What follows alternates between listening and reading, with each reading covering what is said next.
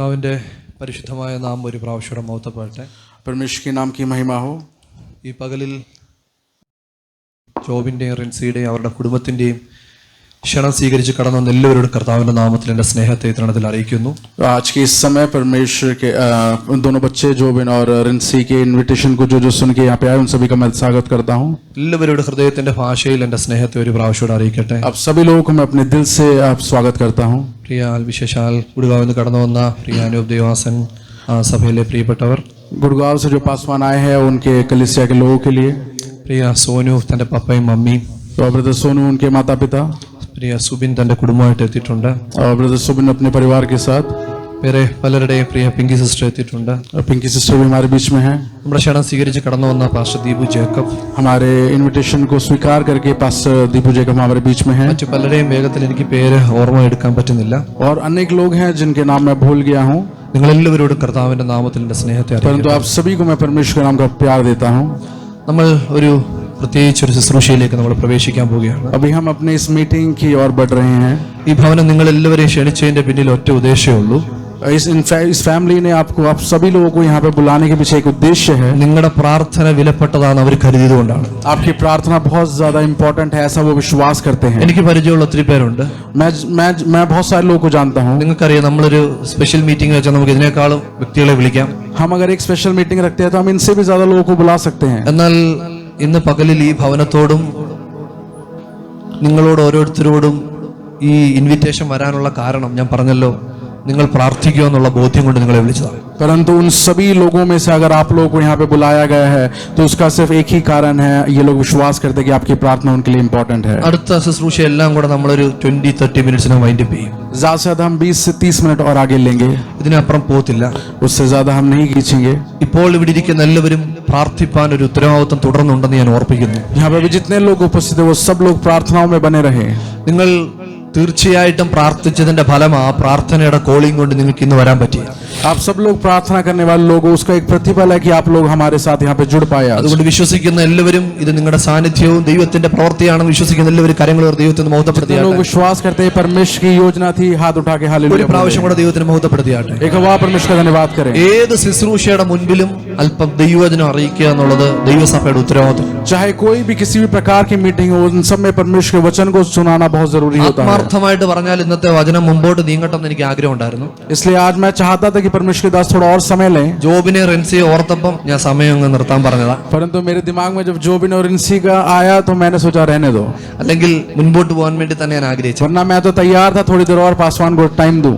അതൊരു അനുഗ്രഹിക്കപ്പെട്ട ദൈവശബ്ദമായിരുന്നു. परमेश्वर के दास एक अभिषेक से भरा हुआ एक वचन हमें ദൈവം बता रहे ആർക്കും थे. വെറുതെ ഒന്നും കൊടുക്കുന്നില്ല. परमेश्वर किसी को कुछ भी ऐसे ही नहीं देता. ദൈവം ആർക്കും അബദ്ധത്തിലൊന്നും ചെയ്യുന്നില്ല. परमेश्वर किसी के लिए कुछ भी गलती से नहीं करता. ദൈവത്തിന് ഇന്നും കഴുതകളെ ആവശ്യമാണ്. परमेश्वर को आज भी गधों की जरूरत है. അവനെ ചുമക്കുന്ന വ്യക്തികളെ അവൻ ഇന്നും ആവശ്യമാണ്. जो उसको उठाए उन लोगों की जरूरत है. നമ്മുടെ ഹൃദയത്തെ സമ്പൂർണ്ണമായിട്ട് നമ്മൾ ഏൽപ്പിച്ചു കൊടുത്താൽ, अगर हम अपने हृदय को पूरी तरीके से समर्पित करें, കേട്ട വചനത്തിന്റെ മുമ്പിൽ जो वचन को हमने सुना है, ആരിന്ന് പകല് സമർപ്പിക്കുന്നുണ്ട്, കർത്താവേ ആ വ്യക്തി ഞാനായിരിക്കാൻ ഞാൻ ആഗ്രഹിക്കുന്നു. കർത്താവ്, हम सब लोग इस प्रकार योजना में ഞാൻ ഹൃദയത്തിന്റെ ആഴത്തിൽ നിന്ന് പറയുന്ന ആ വ്യക്തി ഞാനായിരിക്കാൻ ഞാൻ ആഗ്രഹിക്കുന്നുണ്ട്. मैं अपने हृदय से इस प्रकार बोलने पाऊं कि परमेश्वर वो मनुष्य मैं बनूं. പകലിൽ ആരെങ്കിലും ആഗ്രഹിക്കുന്നുണ്ട് ആ വ്യക്തി ഞാനോ എന്റെ കുടുംബത്തിലോ എന്റെ തലമുറയുടെ ഒരാളായിട്ട് പുറത്തു വരണേ കർത്താവേ. क्या ऐसा कोई चाह रहा है परमेश्वर मैं नहीं तो मेरे परिवार में से कोई एक इस प्रकार बनने पाए. ഡെഡിക്കേഷൻ ചെയ്യാൻ പോകുന്ന ഈ കുഞ്ഞുങ്ങളായി തീരട്ടെ എന്ന് ഞാൻ ആത്മാർത്ഥമായിട്ട് ഹൃദയത്തിൽ നിന്ന് പ്രാർത്ഥിക്കുന്നു. मैं दिल से इस प्रार्थना को मांगता हूं कि आज जो बच्चे डेडिकेट हो रहे हैं वो इस प्रकार बनने पाए. അപ്പൊ ദൈവ വചനത്തിന് ഡെഡിക്കേഷനിൽ ഒരു പ്രധാന ഘടകമുണ്ട്. परमेश्वर का वचन और डेडिकेशन के बीच में एक इंपॉर्टेंट ताल है. വേദപുസ്തകത്തിൽ ഈ ശിശു പ്രതിഷ്ഠ എന്നത് ഒരു നമ്മുടെ ഉപദേശ സംബന്ധമായ ഒരു ശുശ്രൂഷയൊന്നുമല്ല. परमेश्वर के वचन में डेडिकेशन का मतलब कोई लेक्चर जैसा नहीं होता. എന്ന് വെച്ചാൽ ഒരു ശിശുസ്നാനത്തിനോ പരിച്ഛേദനയ്ക്കോ പകരമായിട്ട് ചെയ്യുന്ന ഒരു ശുശ്രൂഷയല്ല പ്രതിഷ്ഠ എന്നുള്ളത്. एक बच्चों की बपतिस्मा के जगह करने वाली एक चीज नहीं होती डेडिकेशन. അതിന് പകരമായിട്ട് പ്രതിഷ്ഠയെ നിങ്ങൾ ഡെഡിക്കേഷനെ നിങ്ങൾ ഒരിക്കലും കരുതരുത്. आप ये ना सोचे आप एक बपतिस्मा की जगह डेडिकेशन करा के अपने बच्चों को आगे बढ़ा रहे हैं. മത്തായിയുടെ സുവിശേഷത്തിലും മർക്കോസിന്റെ സുവിശേഷത്തിലും मत्ती की किताब में और मरकुस की किताब में യേശുവിന്റെ അടുക്കൽ കടന്നു വന്ന കുഞ്ഞുങ്ങളെ അവൻ അടുക്കൽ വിളിച്ചവർക്ക് വേണ്ടി പ്രാർത്ഥിച്ചതായിട്ട് വേദപുസ്തകത്തിൽ കാണുന്നു. यीशु मसीह इस प्रकार लिखा हुआ है, यीशु मसीह ने अपने पास अपने बच्चों को बुलाया और उनके लिए प्रार्थना करी. സമയത്തിന്റെ പരിമിതി എങ്കിലും ഞാൻ അതിനെ വേഗത്തിലൊന്ന് വായിപ്പിക്കാൻ ആഗ്രഹിക്കുക. हमारे पास समय कम है परंतु मैं पढ़ना चाहता हूं जल्दी से. നമ്മുടെ വാക്യം വായിക്കേണ്ടത് മത്തായി സുവിശേഷം 19 അധ്യായത്തിന്റെ 13 വാക്യങ്ങൾ ഇപ്പോൾ വായിച്ചു കേൾപ്പിക്കും. मत्ती किताब 19वां अध्याय 13वां वाक्य हम पढ़ेंगे. അവൻ കൈവച്ച് പ്രാർത്ഥിക്കേണ്ടതിന് ചില ശിശുക്കളെ അവന്റെ അടുക്കൽ കൊണ്ടുവന്നു. ശിഷ്യന്മാർ അവനെ വിലക്കി. നോക്കിക്കോണേ, യേശുവിന്റെ അടുക്കൽ ചില ശിശുക്കൾ കടന്നു വരുമ്പോൾ അവന്റെ ശിഷ്യന്മാർ അവരെ വിലക്കുകയാണ്. आप उस वचन पे गौर फरमाए, जब बच्चे परमेश्वर के पास आ रहे थे तो उनके शिष्यों ने उनसे रोक लिया. സമയത്തിന്റെ പരിമിതി കൊണ്ട് മർക്കോസിന്റെ സുവിശേഷത്തിൽ ഇത് തന്നെ എഴുതിയിരിക്കുന്നത്, യേശുവിന്റെ അടുക്കലേക്ക് ചില കുഞ്ഞുങ്ങളെ കൊണ്ടുവരുമ്പോൾ ശിഷ്യന്മാർ തടയുകയാണ് അവരെ. मरकुस में भी इस प्रकार लिखा है, जब बच्चे यीशु मसीह के पास आते हैं तो उनके शिष्य उसे रोकते हैं. യേശു ആ കുഞ്ഞുങ്ങളെ എടുത്ത് അവരുടെ തലമേൽ കൈവച്ച് അവർക്ക് വേണ്ടി പ്രാർത്ഥിച്ചു. परंतु उस समय यीशु मसीह उन बच्चों को उठा के उनके सिर पे हाथ रख के प्रार्थना करते हैं. വേദപുസ്തകത്തിൽ ഒരു സ്ഥലത്ത് നമ്മൾ കാണുന്നു, ദേവാലയത്തിൽ യേശു കുഞ്ഞിനെ കൈയിലേന്തി പ്രാർത്ഥിച്ചൊരു പ്രാർത്ഥന നമ്മൾ കാണുന്നുണ്ട്. वचन में इस प्रकार लिखा है, परमेश्वर ने कलीसिया में बच्चे को उठा के उसके सिर पे हाथ रख के प्रार्थना करी ഈ है. മീറ്റിംഗിന്റെ പ്രാരംഭ സമയത്ത് ഞാനൊരു കാര്യം പറയട്ടെ, പ്രതിഷ്ഠയേക്കാൾ വലിയ കാര്യമാണ് അവരെ വളർത്തുന്നത് എങ്ങനെയാണെന്നുള്ളത്. इस मीटिंग की शुरुआत में मैं कहता हूं, डेडिकेशन से ज्यादा इंपॉर्टेंट है किस प्रकार आप अपने बच्चों को बढ़ा रहे हैं. പലരുടെയും ഡെഡിക്കേഷൻ ഒരുപക്ഷെ നടന്നിട്ടില്ലായിരിക്കാം. शायद यहाँ बैठे अनेक लोगों का डेडिकेशन हुआ ही नहीं होगा. പക്ഷേ നിങ്ങളെ ദൈവകൃപയിൽ വളർത്തിയത് കൊണ്ടാണ് ഇന്ന് പകൽ നിങ്ങൾ ഇതിന്റെ ഉള്ളിലായിരിക്കുന്നത്. परंतु आपको पवित्र आत्मा के एक अभिषेक में बढ़ाया ഞാൻ നിങ്ങളുടെ മാതാപിതാക്കളെ ആത്മാവിൽ കണ്ട് ദൈവത്തിന് നന്ദി പറയുകയാണ്. आपके माता पिताओं को आत्मा में देख के धन्यवाद करता हूं. ഞാൻ എന്റെ മാതാപിതാക്കളെ ഈ സമയത്ത് ഓർത്തവർക്ക് ഹൃദയത്തിൽ നന്ദി പറയുകയാണ്. अपने माता पिता को सोच के धन्यवाद करता हूं. നല്ല യേശുവിനെ എനിക്കൊന്ന് പരിചയപ്പെടുത്തി തന്നല്ലോ. इस अच्छे यीशु मसीह का मेरे साथ जान पहचान बनाई. പോകുന്നത് പ്രയോജനമാണെന്ന് എന്റെ തലയിൽ ഒന്ന് കയറുവാൻ അവർ ഇടപെട്ടല്ലോ. यीशु मसीह को जान के उसका पीछा करना एक अच्छी बात है, मुझे सिखाया. അതുകൊണ്ട് ദൈവത്തിന്റെ അടുക്കൽ കുഞ്ഞുങ്ങളെ കൊണ്ടുവരുന്ന എന്നും അനുഗ്രഹിക്കപ്പെട്ട കാര്യം. इसलिए परमेश्वर के पास हमेशा बच्चों को लेके आना एक अच्छी बात है. ലൂക്കോസ് വിശേഷം 1 അധ്യായത്തിന്റെ 66 വാക്യം ഇങ്ങനെ വായിക്കുന്നുണ്ട്. लूका 1 चैप्टर 66 वर्स में इस प्रकार लिखा है. ലൂക്കോസിന്റെ സുവിശേഷം 1 അധ്യായം 66 വാക്യം. കേട്ടവരെല്ലാവരും അത് ഹൃദയത്തിൽ നിക്ഷേപിച്ചു. ഈ പൈതൽ എന്താകും? ഇവിടെ ഇരിക്കുന്ന വാക്യം കണ്ടോ, കേട്ടവരെല്ലാവരും ഹൃദയത്തിൽ സംഗ്രഹിച്ചു. यहाँ पे इस प्रकार लिखा है, जिन्होंने सुना उन्होंने अपने दिल पे इस बात को रखी. ഈ കുഞ്ഞുങ്ങൾ എന്തായി തീരുമെന്ന് എന്തോ എഴുതിയിരിക്കുന്ന വാക്യം വായിച്ചേ, വായിച്ചിട്ട് വാക്യം. കേട്ടവരെല്ലാവരും അത് ഹൃദയത്തിൽ നിക്ഷേപിച്ചു. അടുത്ത വാക്യം, ഈ പൈതൽ എന്താകുമെന്ന് പറഞ്ഞു. ഈ പൈതൽ എന്താകുമെന്ന് പറഞ്ഞു. ये बच्चा क्या बनेगा? കർത്താവിന്റെ കൈ അവനോട് കൂടെ ഉണ്ടായിരുന്നു. കർത്താവിന്റെ കൈ അവനോടുകൂടെ. ഞാൻ പറഞ്ഞത് പ്രിയരെ, നമ്മൾ ഇന്ന് ജോസച്ചായന്റെ കൊച്ചുമക്കളെ കൊണ്ട് ഡെഡിക്കേഷൻ ചെയ്യാൻ പോവാ. आज के दिन हम ब्रदर जोस के छोटे बच्चों मतलब उनके पोता पोतियों के लिए डेडिकेशन करने जा रहे हैं. ജോബിന്റെ കുഞ്ഞുങ്ങളെ നമ്മൾ ഡെഡിക്കേഷൻ ചെയ്യാൻ പോവാ. जोब इनके बच्चों का डेडिकेशन करने जा रहे हैं. ദൈവവചനത്തിന്റെ ആശയത്തിൽ ഞാനൊരു കാര്യം പറയട്ടെ. परमेश्वर के वचन के आधार पर मैं इस चीज को बताना चाहता हूं. ചോദിച്ചതുപോലെ അവരാരായി തീരുമെന്ന് നമുക്കറിയത്തില്ല. इस प्रकार ना पूछे कि वो क्या बनेंगे. പക്ഷേ അവരെ ആരാക്കി തീർക്കണമെന്നുള്ള ഒരു തലമുറയിൽ ഒരു മാതാപിതാക്കൾക്ക് മാത്രമേ ആ കുഞ്ഞുങ്ങളെ ദൈവം കൈമാറത്തുള്ളൂ. वो उन्हें क्या बनाना है उस प्रकार सोचने वाले माता पिता को ही परमेश्वर इस प्रकार का वरदान देता है. അതുകൊണ്ട് ദൈവമാണ് ഈ കാര്യങ്ങളെ ചെയ്തിരിക്കുന്നതെന്ന് ഓർക്കണം. इसलिए आप समझे, परमेश्वर इन सभी चीजों को तैयार करता है. വേദപുസ്തകത്തെ പഠിക്കുമ്പോൾ തന്നെ जब हम वचन को सीखते हैं, സാധാരണക്കാരായ ഏത് വ്യക്തിക്കും മനസ്സിലാകുന്നത് വേദപുസ്തകം കുടുംബങ്ങളുടെ ചില പുസ്തകമാണ്.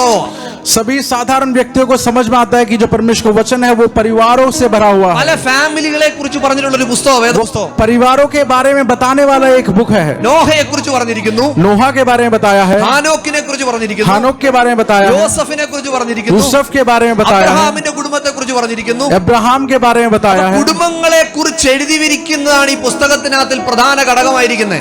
इस किताब में कलीसिया के परिवारों के बारे में लिखा हुआ है. വേദപുസ്തകത്തിലെ രണ്ട് പ്രധാന ഇൻസ്റ്റിറ്റ്യൂഷനുകളിലെ ഒരു ഭാഗം കുടുംബം എന്നതും മറ്റൊന്ന് സഭ എന്നതുമാണ്. कलीसिया के अंदर दो चीजें हैं जो बहुत ही महत्वपूर्ण, एक है परिवार, दूसरी है कलीसिया. ഇവിടെ ഇരിക്കുന്ന നിങ്ങൾ പല സഭകളിൽ കൂടുന്നവരാണ്. यहाँ पे बैठे हुए अनेक लोग अलग अलग कलीसिया के हैं. നിങ്ങളുടെ ആദ്യത്തെ ഭവനം കഴിഞ്ഞാൽ അടുത്ത ഭവനം നിങ്ങളുടെ സഭയാണെന്നുള്ള കാര്യം മറക്കരുത്. पहले आपका परिवार के बाद दूसरा आपका जो घर है वो आपकी कलीसिया होती है. ഭവനമാണോ സഭയാണോ പ്രധാനമെന്ന് ചോദിച്ചാൽ ഭവനമാണ് ഏറ്റവും പ്രധാനം. मेरा घर या कलीसिया सबसे ऊपर क्या है पूछे तो सब बोले मेरा घर सबसे ऊपर है. അതെന്താ കർത്താവേ, സഭയ്ക്ക് അതിന്റെ വാല്യൂ കൊടുക്കേണ്ട ആവശ്യമില്ലേ? आप पूछेंगे इस प्रकार है परमेश्वर मेरी कलीसिया को मैं इंपॉर्टेंस नहीं दूं क्या? കുടുംബത്തെ നടത്താൻ അറിയാത്തവൻ ദൈവസഭയെ നടത്താൻ പറ്റത്തില്ലെന്ന് इस എഴുതിയേക്കുന്നത്. प्रकार परमेश्वर बोलता है जो अपने परिवार को नहीं चला पाता वो अपने घर अपने कलीसिया को नहीं चला पाएगा. അങ്ങനെയാണെങ്കിൽ കുടുംബത്തെ സ്നേഹിക്കാൻ കഴിയാത്തവൻ ദൈവസഭയെ എങ്ങനെ സ്നേഹിക്കും? इसलिए जो अपने परिवार को प्यार नहीं दे सकता वो अपनी कलीसिया को किस प्रकार प्यार देगा? അതുകൊണ്ട് ഈ ദൈവസഭയിൽ എന്നെ കേൾക്കുന്ന പ്രിയരെ, വലിയ കാര്യങ്ങൾ ചെയ്യുന്നതിന് മുന്നമേ നീ നിന്റെ ഭവനത്തെ സ്നേഹിക്കാൻ പഠിക്കുക. इसलिए मेरे बच्चों इस बात को ध्यान से सुनिए. बड़ी चीजों को करने से पहले अपने परिवार से प्रेम ഈ करें. കുഞ്ഞുങ്ങളുടെ ഡെഡിക്കേഷനിൽ മാതാപിതാക്കൾ അറിഞ്ഞിരിക്കേണ്ട പ്രധാനപ്പെട്ട കാര്യം, എന്റെ കുഞ്ഞുങ്ങളെ ഞാൻ സ്നേഹിക്കാൻ പഠിപ്പിക്കും. इस समय डेडिकेशन से पहले माता पिता इस चीज को जाने कि सबसे पहले हम अपने बच्चों को प्रेम करना सिखाएंगे. നമുക്കറിയാം നാം ഒരു വല്ലാത്ത ലോകത്തിലാണ് ജീവിക്കുന്നത്. हम एक बहुत ही मुश्किल सफर में है इस നമ്മുടെ संसार ഹൃദയം में. വേദനിക്കുന്ന അവസ്ഥകളുണ്ട്. हम बहुत जगह पर निराश हो जाते हैं. അതെല്ലാം നാം നമ്മുടെ കുഞ്ഞുങ്ങളുടെ ഉള്ളിലേക്ക് ഇഞ്ചക്ട് ചെയ്യരുത്. ये सब कुछ हमें अपने बच्चों के अंदर नहीं डालना. കാരണം നാളെ അവരുടെ കണ്ണിൽ ഒരു നല്ലവൻ പോലും ഉണ്ടാവത്തില്ല. क्योंकि अगर हम अपनी सारी बुराइयां बच्चों के अंदर डालेंगे तो कल उनके लिए कोई അതിനിടയിൽ अच्छा ചില नहीं होगा. നിഷ്കളങ്കന്മാർ നഷ്ടപ്പെട്ടെന്ന് വന്നേക്കാം. उसके कारण बहुत सारे शरीफ लोग नष्ट हो जाएंगे. അതുകൊണ്ട് സ്നേഹിക്കാൻ പഠിപ്പിക്കുക. इसलिए प्रेम करना सिखाएं. സ്നേഹിക്കാൻ പഠിപ്പിക്കുക. प्रेम करना सिखाएं. സ്നേഹിക്കാൻ പഠിപ്പിക്കുക. प्रेम करना सिखाएं. നിങ്ങളുടെ ഉള്ളിൽ സ്നേഹം ഉണ്ടെങ്കിൽ വചനം പറയുന്നു സ്നേഹമെല്ലാം ക്ഷമിക്കുന്നതാണ്. इसलिए परमेश्वर का वचन बोलता है अगर आपके अंदर प्रेम है तो प्रेम सब चीजों को माफ करता है. സ്നേഹമെല്ലാം സഹിക്കുന്നതാണ്. प्रेम सब चीजों को सहता है. സ്നേഹം ഒന്നും എതിരായി പോലും ചിന്തിക്കുന്നില്ല. प्रेम के विरोध में कुछ भी नहीं खड़ा होता. അതുകൊണ്ട് ഇവരെ യേശുവിന്റെ സ്നേഹത്തിലേക്ക് നമ്മൾ കൊണ്ടുവരേണ്ട ആവശ്യമുണ്ട്. इसलिए आप अपने बच्चों को परमेश्वर के प्रेम की ओर बढ़ाएं. വേദപുസ്തകം 127 സങ്കീർത്തനത്തിന്റെ 3-ാമത്തെ വാക്യത്തിൽ ഇങ്ങനെ വായിക്കുന്നു. हम एक और वचन पढ़ेंगे. Psalms chapter 127 verse 3 വായിച്ചാട്ടെ. മക്കൾ യഹോവ നൽകുന്ന അവകാശവും മക്കൾ യഹോവ നൽകുന്ന അവകാശവും ഉദരഫലം അവൻ തരുന്ന പ്രതിഫലവും തന്നെ. ഉദരഫലം അവൻ തരുന്ന പ്രതിഫലവും അത്രേ. നമ്മൾ വായിക്കുന്ന ഭാഗം അറിയോ? Behold, children are the heritage from the Lord, the fruit of the womb and a reward. വേദപുസ്തകത്തിൽ പറഞ്ഞിരിക്കുന്ന കുഞ്ഞുങ്ങൾ എന്തുവാണെന്നറിയാവോ? കുഞ്ഞുങ്ങൾ ദൈവം തരുന്ന ഒരു റിവാർഡ് ആണെന്ന്. परमेश्वर के वचन में इस प्रकार लिखा है जो आपके बच्चे हैं संतान है वो परमेश्वर के द्वारा दिया हुआ एक भेंट है, एक रिवॉर्ड है. ദൈവം തരുന്ന റിവാർഡാണ് കുഞ്ഞുങ്ങൾ. परमेश्वर के द्वारा दिया हुआ एक रिवॉर्ड है आपके पास ഇവിടെ बच्चे. ഇരിക്കുന്ന വിവാഹം കഴിഞ്ഞവർക്കറിയാം, വിവാഹം 2-3 വർഷമൊക്കെ കഴിയുമ്പോഴത്തേക്ക് അതിന്റെ ത്രില്ലൊക്കെ അങ്ങ് മാറും.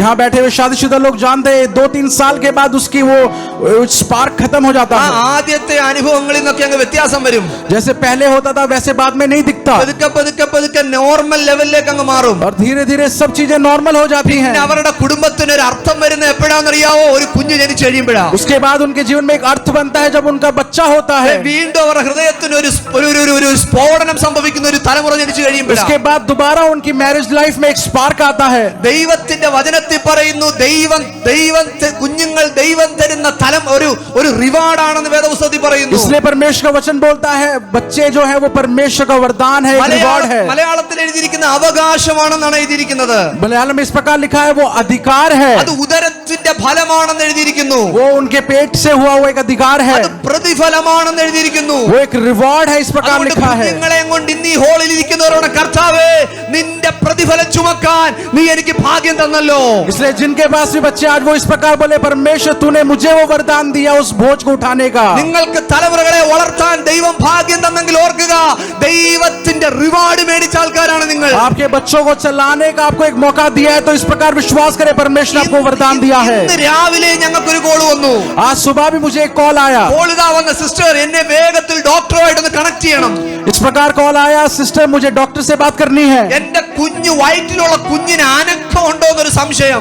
मेरे पेट में जो बच्चा है वो हिल रहा है क्या नहीं मुझे एक शंका है. ഇവിടെ കുഞ്ഞുങ്ങളെ കൊണ്ട് ജീവനോടിരിക്കുന്നവരോർത്തോ ദൈവത്തിന്റെ വലം കൈയാണ് നിന്റെ കുഞ്ഞിനെ ജീവനോടെ ശേഷിപ്പിച്ചത്. यहाँ पे जितने लोग के बच्चे जीवित हैं वो समझे कि परमेश्वर की योजना के कारण वो जीवित हैं. ദൈവത്തിന്റെ മഹത്വമായ പദ്ധതിക്കായി ഞാൻ ദൈവത്തിന് നന്ദി പറയുകയാണ്. परमेश्वर की इस योजना के लिए मैं धन्यवाद करता हूँ. ഒരു കുഞ്ഞ് ജനിക്കാൻ പോകുമ്പോൾ തന്നെ അല്ലെങ്കിൽ ആ ഉദരത്തിലാകുമ്പോൾ തന്നെ എന്തെല്ലാം പോഷകങ്ങൾ കൊടുക്കണമെന്ന് പഠിച്ചുകൊണ്ടിരിക്കുക.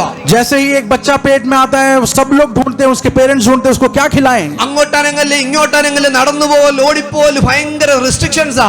उधर नहीं हिलना इधर नहीं हिलना उठना नहीं दौड़ना नहीं बहुत सारे रिस्ट्रिक्शंस हैं. ദൈവത്തിന്റെ തലമുറയ്ക്ക് നിന്റെ തലമുറയെ കുറിച്ച് ദൈവത്തിന് പദ്ധതി ഉണ്ടെങ്കിൽ അത് മരിച്ചാലും ജീവിക്കുമെന്ന് നീ മറന്നു പോകരുത്. अगर आपके बच्चों के ऊपर परमेश्वर की योजना है तो वो मृत्यु के बाद भी खत्म नहीं होती. അത് മരിച്ചാലും ജീവിക്കുമെന്ന് നീ മറന്നു मृत्यु പോകരുത്. के बाद भी नष्ट नहीं होती. ഹല്ലേലൂയ. हालेलुया. അപ്പം ദൈവത്തിന്റെ വചനത്തിൽ എഴുതിയിരിക്കുന്ന അത് വലിയൊരു റിവാർഡാണെന്ന് इसलिए എഴുതിയിരിക്കുന്നത്. परमेश्वर के वचन में लिखा है वो एक रिवॉर्ड है. അപ്പൊ ഗിഫ്റ്റ് തരുന്ന ആളാ തീരുമാനിക്കുന്നേ എന്തോ തരണമെന്ന് തീരുമാനിക്കുന്നേ. जो परमेश्वर जो गिफ्ट हमें देता है वो सोचता है कि क्या देना है तुम्हें, ആരെ തരണമെന്ന് വിചാരിക്കുന്നത്. किसको देना है. തരുന്ന ആളിന്റെ ഇഷ്ടത്തിലാണ് ഗിഫ്റ്റ് ഇരിക്കുന്നത്. जो हमें दे रहा है उसकी इच्छा के अनुसार हमें मिलता है ഓൾഡ് सब कुछ. ടെസ്റ്റ്മെന്റ് നോക്കുമ്പോ ഓൾഡ് ടെസ്റ്റ്മെന്റിലെ ആൾക്കാർ മുഴുവൻ പ്രാർത്ഥിച്ച ദൈവമേ നീ എനിക്ക് ഒരു ആൺതലമുറയെ തരണേന്നാ പ്രാർത്ഥിച്ചത്. हम अगर पुराने नियम में देखते हैं तो उस प्रकार लिखा हुआ है, सब लोग की प्रार्थना होती है परमेश्वर मुझे तो एक लड़का दे. ആൺതലമുറയെ തരണേന്നാ പ്രാർത്ഥിച്ചുകൊണ്ടിരുന്നത്. सबकी प्रार्थना है तो मुझे एक लड़का दे. ഓൾഡ് ടെസ്റ്റ്മെന്റിന്റെ ചരിത്രം ഒന്ന് പഠിച്ചു കഴിഞ്ഞാൽ पुराने नियम के हिस्ट्री को पढ़े तो അന്ന് ഭയങ്കര അഗ്രികൾച്ചറിന്റെ സമയം നടക്കുന്ന സമയമാണ്. और सब वहां पे किसानों की चीजें होती थी, എന്നുവെച്ചാൽ കൃഷിയും സംബന്ധമായ കാര്യങ്ങളായിരുന്നു അന്നത്തെ सब കാലഘട്ടത്തിൽ. कुछ खेत से रिलेटेड बातें होती थी. ഇന്ന് നമ്മളോട് ചോദിച്ചാൽ കാറുണ്ട്, വീടുണ്ട്, ലോറി ഉണ്ട് നമ്മൾ പറയും. अगर आज हमसे पूछते हम बोलते हैं मेरे पास गाड़ी है, बंगला है, ट्रक है. അന്ന് ചോദിച്ചാൽ പറയും എനിക്ക് വയലുണ്ട്, ആടുണ്ട്, മാടുണ്ടെന്നാ അന്ന് പറയുന്നത്. परंतु अगर पुराने नियम में पूछते तो हम लोग बोलते मेरे पास ये खेत है, मेरे पास वो है, ये है. ഓൾഡ് ടെസ്റ്റ്മെന്റിലെ ആൾക്കാരെല്ലാം പുരുഷപ്രജയെ ചോദിക്കാൻ കാര്യം എന്താണെന്നറിയാവോ?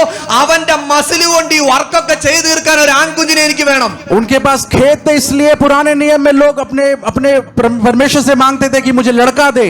അതുകൊണ്ട് ആ കാലഘട്ടത്തിൽ മുഴുവൻ പ്രാർത്ഥന എനിക്കൊരു ആൺകുഞ്ഞിനെ തരണമെന്നായിരുന്നു. इसलिए उस समय की प्रार्थना सबकी ये थी कि मुझे एक लड़का दिया जाए. ഞാൻ ഇവിടെ ഒരു കോട്ട് വായിക്കാൻ വേണ്ടി ആഗ്രഹിക്കുകയാണ്. यहाँ पे मैं एक चीज पढ़ना चाहूंगा. A son is a son till to be get a wife. മനസ്സിലാവുന്നുണ്ടോ? A son is a son till to be gets a wife. ആൺ കുഞ്ഞ്, ആൺ മകൻ അവന്റെ മാരേജ് വരെ അവൻ മോനായിട്ടിരിക്കത്തുള്ളൂ. जो लड़का बच्चा जो होता है वो अपनी शादी तक बच्चा रहता है. കേൾക്കുന്നുണ്ടോ? क्या आप सुन रहे हैं? A son is a son till to be gets a wife. അവനൊരു ഭാര്യയെ കിട്ടുന്നിടം വരെ ഉള്ള അവൻ മോൻ. वो जो एक लड़का बच्चा होता है वो जब तक अपनी बीवी से नहीं मिलता तब तक वो बच्चा ही है, लड़का है. But a daughter is a daughter all her life. परंतु जो पुत्री या बेटी होती है वो जीवित भर बेटी ही रहती അവൾ है. എന്നും ഒരു മകൾ, ഒരു ബേട്ടിയായിട്ട് തന്നെ ഇരിക്കുന്നത്. वो जीवन भर बेटी के समान ही रहती है. പക്ഷേ അത്ര ഉറപ്പെന്താ? वो इस प्रकार क्यों लिखा है? മമ്മിക്ക് തലവേദന വന്നാൽ ആദ്യം ഓടുന്ന മോള. जब मम्मी को सिर में दर्द होता है सबसे पहले बेटी भागती है. മമ്മിക്ക് ക്ഷീണം വരുമ്പോ ആദ്യം ഓടുന്ന മോള.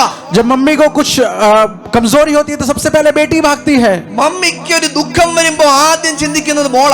जब मम्मी निराश होती है सबसे पहले बेटी सोचती है. അവൾക്ക് ഒരു ഹസ്ബൻഡ് ഉണ്ടെങ്കിൽ അവൾ പെട്ടെന്ന് ചിന്തിക്കുന്നത് എന്റെ അമ്മയെ കുറിച്ചാ.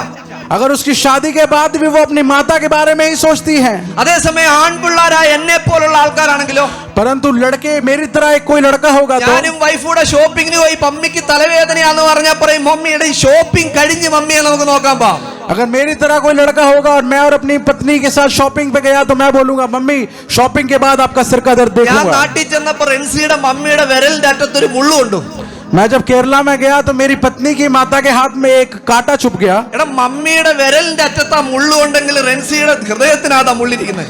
मम्मी के उंगली में एक कांटा लगा परंतु मेरी पत्नी के दिल पे लग गया वो ആ कांटा. മുള്ളെടുത്ത് മാറ്റുന്നിടം വരെ വൈഫിന് സമാധാനമില്ല. और जब तक उस कांटे को नहीं निकाला मेरी पत्नी हड़बड़ा रही थी. മോൾ എന്നും മോളാകട്ടോ. आप याद रखें रिंसी आपकी बेटी हमेशा बेटी रहेगी. എന്റെ മമ്മിയുടെ പപ്പ മരിച്ച സമയം ഞാൻ ഓർക്കുക. मैं याद करता हूँ मेरे मम्मी के जब पिताजी मृत्यु हुए थे 6-7 സഹോദരന്മാരും സഹോദരിമാരും ഉള്ള വീടാ. 4-5 भाई रहते हैं, बहनें रहती हैं उस घर में. വൈകിട്ട് 12 മണിയൊക്കെ ആയപ്പോഴേ വല്യപ്പ മരിച്ചു. रात को 12 बजे मेरे दादा मरे. എന്നാ പെൺമക്കളും അവരും ദൂരെയുള്ളവരെല്ലാവരും ഇവിടെ വന്നപ്പോഴത്തേക്ക് 10-11 മണിയായി. परंतु सब दूर दूर से लोग आ रहे थे. 11 बज गए रात के. 11 മണിയായപ്പോഴാണ് ആ ദേശക്കാർ അറിഞ്ഞത് സത്യത്തിൽ അപ്പച്ചൻ മരിച്ചെന്ന്. रात के 11 बजे उस देश के लोगों को पता लगा कि मेरे दादा की मृत्यु हो गई എടാ है. കുഞ്ഞെ, നിന്റെ അപ്പനും അമ്മയും മരിച്ചാൽ നന്നായിട്ടൊന്ന് കരയണേ, നിനക്കൊരു പെൺകുഞ്ഞു വേണം. अगर आपके माता या पिता मर गए तो रोने के लिए कम से कम आपको एक बेटी चाहिए. 2 ആൺപിള്ളാരും ഒരു പെൺകുഞ്ഞുള്ള അപ്പനായി പറയുന്നേ. दो लड़के और एक लड़की का पिता हूं मैं. ദൈവത്തിന്റെ റിവാർഡ് ചുമക്കുന്നവരാണ് നിങ്ങൾ. आप लोग परमेश्वर का रिवॉर्ड कैरी करने वाले लोग വേഗത്തിൽ हैं. ഞാൻ അവസാനിപ്പിക്കാൻ പോവുകയാണ്. मैं जल्दी अपने वचनों को समाप्त ഉൽപ്പത്തി करूंगा. പുസ്തകം 33 അധ്യായത്തിന്റെ 5-ാമത്തെ വാക്യം. പിന്നെ അവൻ തലപൊക്കി സ്ത്രീകളെയും കുഞ്ഞുങ്ങളെയും കണ്ടു. ഇവിടെ യാക്കോബിനെ ഏശാവിനെയും കുറിച്ച് പറഞ്ഞിരിക്കുക. यहाँ पे जेकब और इशाब के बारे में बता रहे हैं। ജെനസിസ് 33:5 വീട്ടിൽ പോയി നോക്കിയാൽ മതി. जेनेसिस 33 का 5वां वाक्य आप घर जाके ഇവിടെ पढ़े। യാക്കോബും ഏശാവും തമ്മിൽ കണ്ടുമുട്ടുന്ന ഒരു സമയമാണ്. यहाँ पे जेकब और इशाब के बारे में बता रहे हैं। ഏകദേശം 20 വർഷത്തിന് ശേഷം കാണാൻ പോവാ. 20 साल के बाद वो मिल रहे हैं। ഏശാവ് യാക്കോബിനോട് ചോദിച്ചടാ ഈ നിൽക്കുന്നൊക്കെ ആരാ?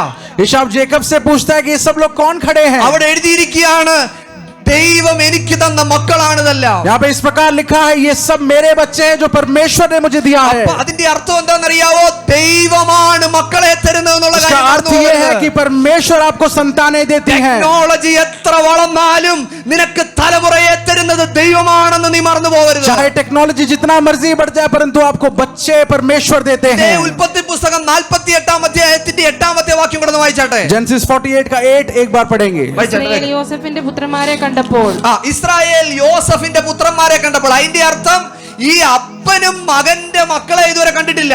इस्राएल जब योसेफ के बच्चों को देखता है उसका मतलब ये है पिता ने भी अपने बच्चे के बच्चे को नहीं देखा।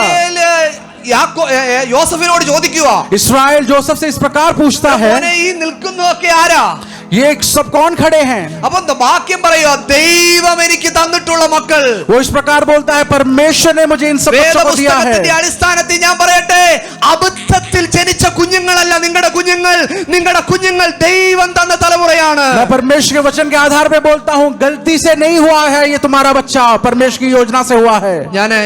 ഞാൻ പലയിടത്തും പ്രസംഗിക്കുന്നതും ചിലർ സാക്ഷ്യം പറഞ്ഞു കേട്ടിട്ടുണ്ട്. मैंने बहुत सारी जगह ये सुना है और गवाहियों को सुना ഞങ്ങൾ है। ഈ കുഞ്ഞുങ്ങളെയൊക്കെ പ്ലാൻ ചെയ്താണ്. ഇത് ഞങ്ങളുടെ പ്ലാൻ ചെയ്യാതെ സംഭവിച്ച കുഞ്ഞാ. और मैंने ऐसा सुना है कि ये बच्चा जो था वो अनप्लान्ड बच्चा था, हमने प्लान नहीं करा। ദോയിക്ക് അവരാണ് കൂട്ടത്തിൽ ഏറ്റവും നന്നായിട്ട് ദൈവത്തിന് और अब പ്രയോജനപ്പെട്ടത്. जब आप जरा सोचे वो जो अनप्लान्ड बच्चा है वो सबसे ज्यादा आपके लिए उपयोगी है। ദൈവത്തിന്റെ പദ്ധതിക്കകത്തിലുള്ള ആളാണെങ്കിൽ ഏത് അവസ്ഥയിലും പ്രയോജനപ്പെടുത്താനായിട്ട് अगर ദൈവത്തിന് वो കഴിയും. बच्चा परमेश्वर की योजना के ऊपर बनाया गया है तो आपकी हर परिस्थिति में आपका साथ देगा। ഉൽപ്പത്തി പുസ്തകം 5-ാം അധ്യായത്തിന്റെ 28-ാമത്തെ വാക്യത്തിലേക്ക് ഒന്ന് വന്നേ. ലാമേക്കിന് 182 വയസ്സായപ്പോൾ ഇവിടെ ഒരു വ്യക്തിയെ പരിചയപ്പെടുത്തുവാണ്. ആ വ്യക്തിയുടെ പേര് ലാമേക്ക് എന്നാണ്. यहाँ पे एक व्यक्ति के बारे में बताया गया है, उसका नाम है लामेक। പഴയ നിയമ കാലഘട്ടത്തിൽ 182-ാമത്തെ വയസ്സിൽ അവനൊരു തലമുറ ജനിക്കാൻ പോവാ.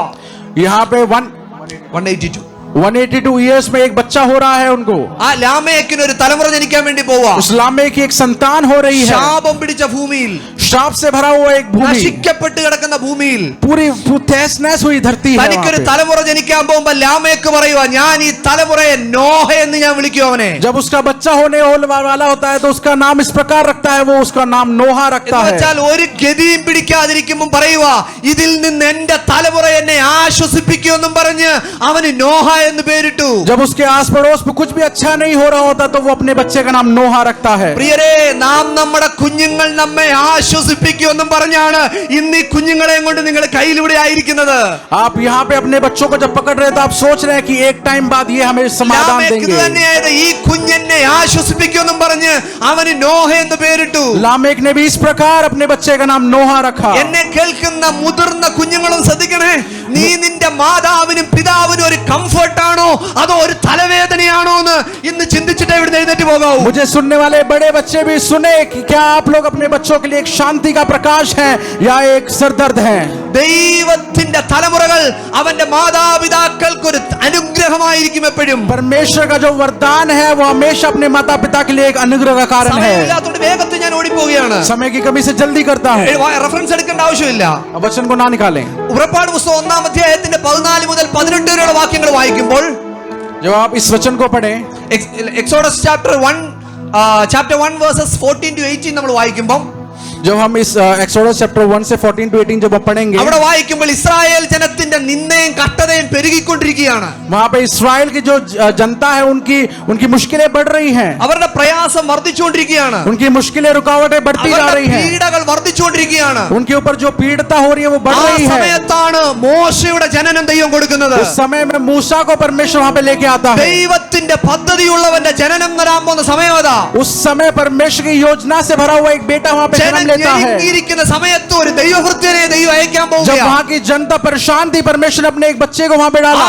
കറക്റ്റ് സമയത്ത് ദൈവം മോശയെ और അയക്കുകയാണ്. उसी समय परमेश्वर ने मूसा को भेजा, എന്തിനാണെന്നറിയോ? ആ കമ്മ്യൂണിറ്റിയുടെ മുഴുവൻ ഹോപ്പായിട്ട് ദൈവം മോശയാക്കി क्योंकि തീർക്കുകയാണ്. उस पूरी कम्युनिटी के ऊपर एक उद्धार मूसा लेके आता। അതുകൊണ്ട് ഇന്ന് നിങ്ങൾ പ്രാർത്ഥിക്കണം, ദൈവമേ എന്റെ സഭയുടെ ദേശത്തിന്റെ ഒരു ഉദ്ധാര മരണമായി ഒരു പ്രത്യാശയായിട്ട് നീ ഈ കുഞ്ഞിനെ ആക്കി തീർക്കണമേ. इसलिए आप लोग आज प्रार्थना करें मेरी इस कम्युनिटी की, मेरे इस लोग के ऊपर इन बच्चों का एक अभिषेक मंडराने पाए. ശമൂവേലിന്റെ പുസ്തകത്തിലേക്ക് വരുമ്പോൾ जब हम शमूएल की किताब में जाते हैं, ശമൂവേലിന്റെ പുസ്തകത്തിൽ ഹന്ന പ്രാർത്ഥിക്കുകയാണ്. वहां पे हन्ना इस प्रकार प्रार्थना करती है. ഒരു സ്റ്റേറ്റ്മെന്റ് ഓൾറെഡി മുമ്പേ കേട്ട് കഴിഞ്ഞു. हमने एक स्टेटमेंट पहले सुन लिया ഞാൻ है, അതുകൊണ്ട് വീണ്ടും അത് റിപ്പീറ്റ് ചെയ്യുന്നില്ല. इसलिए एक बार मैं नहीं दोहरा रहा.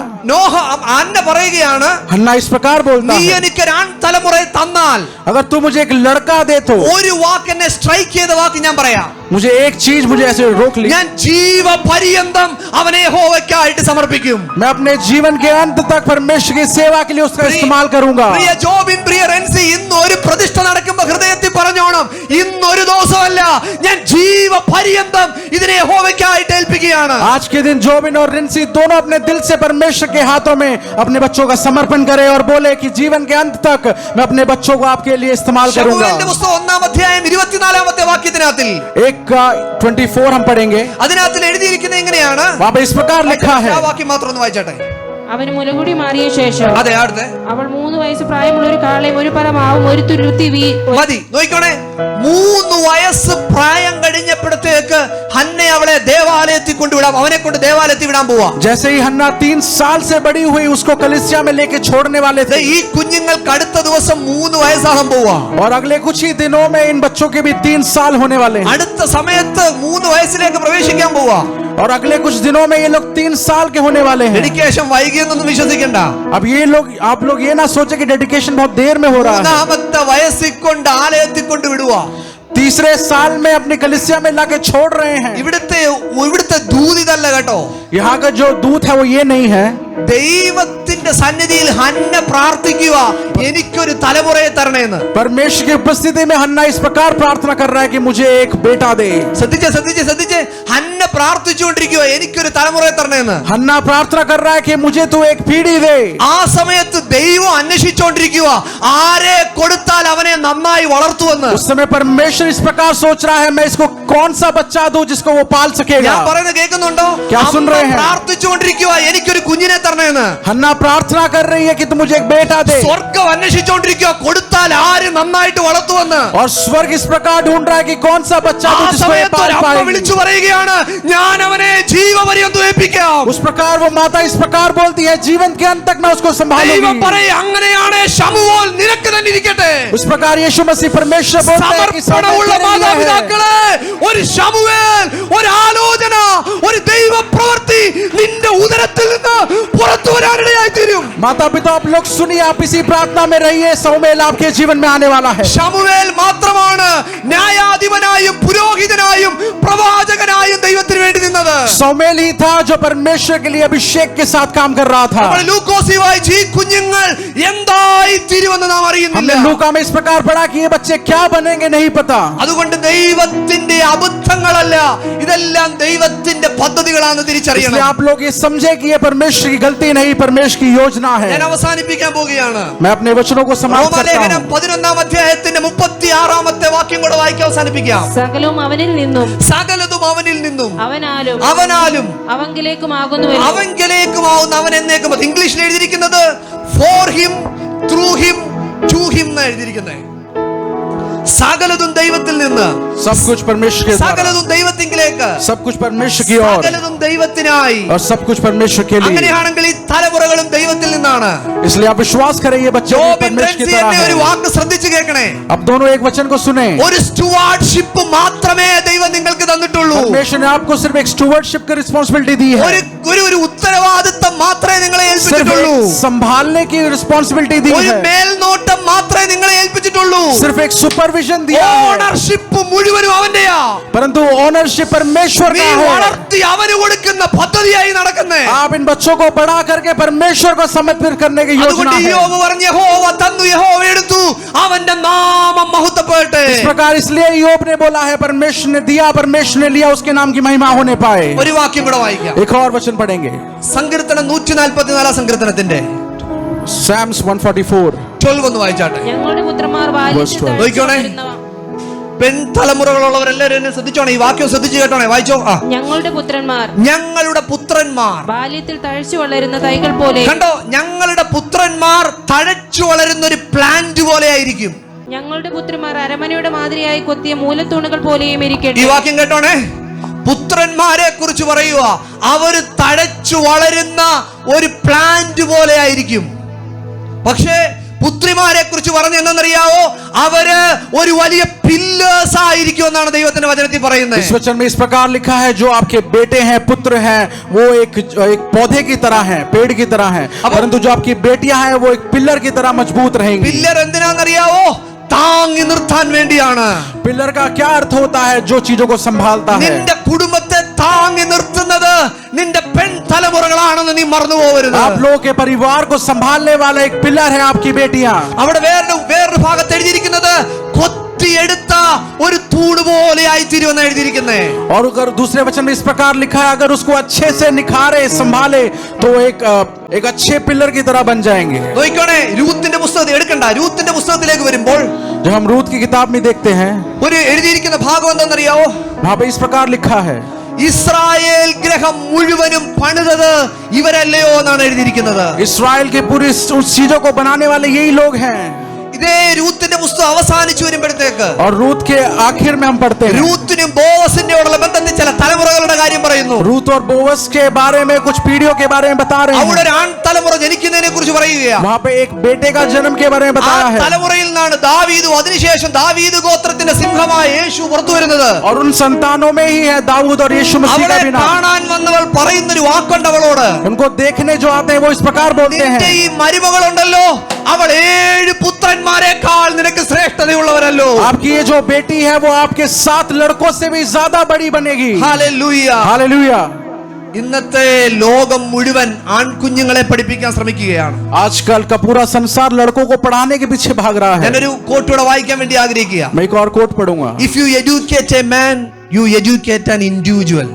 अगर आप एक मैन को पढ़ा रहे हैं तो आप एक व्यक्ति को पढ़ा रहे हैं. But if you educate a woman, अगर आप एक स्त्री को पढ़ाते हैं, you educate an entire family or a generation. आप अपनी पूरे परिवार और पूरी पीढ़ी को पढ़ा रहे ഒരു हैं. ആൺകുഞ്ഞിനെ ഒരു മനുഷ്യനെ പഠിപ്പിച്ചാൽ അവൻ ആ വ്യക്തിത്വത്തിൽ തന്നെ ആയിത്തീരത്തേ ഉള്ളൂ. इस प्रकार इसमें बोला गया है, अगर आप एक लड़के को पढ़ाते हैं तो आप उस एक लड़के को പക്ഷേ तैयार ഒരു कर रहे हैं. പെൺകുഞ്ഞിനെ പഠിപ്പിച്ചാൽ അവൾ ആ കുടുംബത്തിനും ആ തലമുറയ്ക്കും ഒരു परंतु അനുഗ്രഹിക്കപ്പെട്ടതായിരിക്കും. अगर आप अपनी बेटी को पाल रहे हैं तो आप उसके परिवार को और उसकी जनरेशन को पाल रहे हैं. ദേ, ഇന്നാണ് നമ്മുടെ ഗവൺമെന്റ് പോലും പറഞ്ഞത് ബേട്ടി പഠാവോ ബേട്ടി ബച്ചാവോ എന്ന് और പറഞ്ഞു. आज जाके हमारी गवर्नमेंट इस प्रकार बोल रही है कि बेटी पढ़ाओ बेटी बचाओ. ദേ, നാളുകൾക്ക് മുമ്പേ വേദപുസ്തകത്തിൽ എഴുതി, ദൈവത്തിന്റെ മുമ്പിൽ സ്ത്രീ എന്നും പുരുഷനുമെന്നില്ല, ദൈവം അതിനെ അനുഗ്രഹിച്ചിരിക്കുകയാണ്. कितने सालों पहले परमेश्वर के वचन में लिखा है, परमेश्वर के सामने स्त्री या पुरुष या पुत्री करके कुछ नहीं है, सब कुछ एक बराबर. ദൈവത്തിന്റെ വചനത്താൽ കണ്ണു തുറക്കപ്പെട്ടവരെ ഓർത്ത് ഞാൻ ദൈവത്തെ സ്തോത്രം ചെയ്യുന്നു. जिनकी आंखें परमेश्वर के वचन से खुली है, मैं उनका धन्यवाद करता हूँ. നമ്മളെല്ലാവരും യഥാസ്ഥാനങ്ങൾ എഴുന്നേറ്റ് നിന്നാട്ടെ. आप सभी लोग खड़े हो जाएं. നമ്മളെല്ലാവരും യഥാസ്ഥാനങ്ങൾ